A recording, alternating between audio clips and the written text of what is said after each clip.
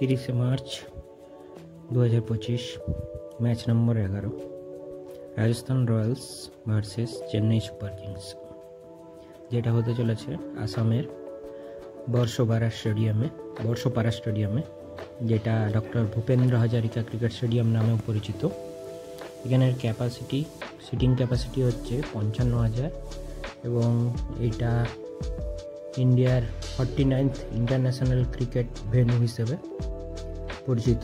এছাড়া এটা ওখানকার সিএম সর্বানন্দ সোনোয়াল 2017 সালের 10 অক্টোবর এটাকে ইনঅগারেট করেছিল। এবার আসা যাক, রাজস্থান রয়্যালসেরও এটা 3 নম্বর গেম এবং চেন্নাই সুপার কিংসেরও 3 নম্বর গেম। রাজস্থান রয়্যালসের আগের দুটো ম্যাচই হেরেছে এসআরএইচ এবং কেকেআরের কাছে। উল্টো দিকে চেন্নাই সুপার কিংস তাদের প্রথম ম্যাচ মুম্বাইয়ের সঙ্গে জিতলেও আরসিবির কাছে নিজেদের ঘরের মাঠে দ্বিতীয় ম্যাচ হেরে যায়। এই হলো মোটামুটি স্ট্যাট এখনো পর্যন্ত। এরপরে যেটা দেখা যাচ্ছে যে ম্যাচটা থার্ড ম্যাচ যেহেতু আরআরের কাছে এবং একটাও তারা জেতেনি, তো সেই কারণে তাদের ক্ষেত্রে এই ম্যাচটা অনেকটাই গুরুত্বপূর্ণ। অন্যদিকে সিএসকের একটা জিতলেও সেকেন্ড ম্যাচটা যেহেতু তারা হেরেছে তাই তারা এটা জিততে চাইবে। এবং আরেকটা যেটা গুরুত্বপূর্ণ বিষয় এখানে রয়েছে এটা হচ্ছে যে যেহেতু ধোনি এর আগের বারে ম্যাচটা শেষে একটু ঠিকঠাক খেলেছিল, সো অবভিয়াসলি চেষ্টা করবে ম্যাচটা থেকে আবার একটা গুরুত্বপূর্ণ অংশগ্রহণ করতে। এরপরে যেটা ব্যাপার হচ্ছে যে চেন্নাই সুপার কিংস ঘরের মাঠে হেরে যাওয়াতে তারা অনেকটাই ব্যাক করে চলে গেছে, কারণ ঘরের মাঠ সবার ক্ষেত্রে একটা স্ট্রং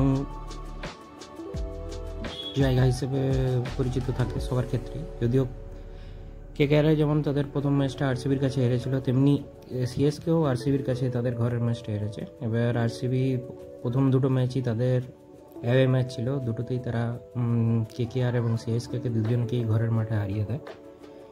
এ হচ্ছে ব্যাপার।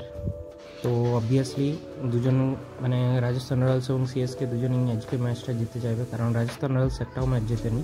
তো সেই কারণে এই ম্যাচটা তাদের কাছে খুবই গুরুত্বপূর্ণ এবং যেহেতু তাদের এটা হোম ম্যাচ আছে বর্ষপাড়া স্টেডিয়ামে। এবার আসা যাক দুই টিমের দিকে যদি আমরা একটু তাকাই, তাহলে দেখা যাবে যে চেন্নাই সুপার কিংসও তাদের মোটামুটি আগের টিমটাই খেলাচ্ছে, খালি একটা চেঞ্জ করেছে, সেটা হচ্ছে তারা দীপক হুডাকে চেঞ্জ করেছে আর শ্যাম কারণকে চেঞ্জ করেছে।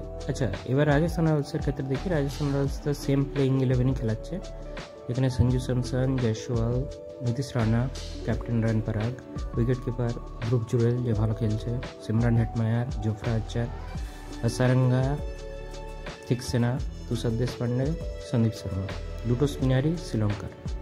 এদিকে আবার সিএসকে ঋতুরাজ গাইকোয়াড় ক্যাপ্টেন, দেন রচিন রবীন্দ্র খুব ভালো ফর্মে আছে, দেন ত্রিপাঠী, দেন বিজয় শঙ্কর হুডার জায়গায় নিয়েছে, then Overton, Jadeja, Dhoni as a wicket keeper, Ashwin, Noor, Pathirana এবং খলিল।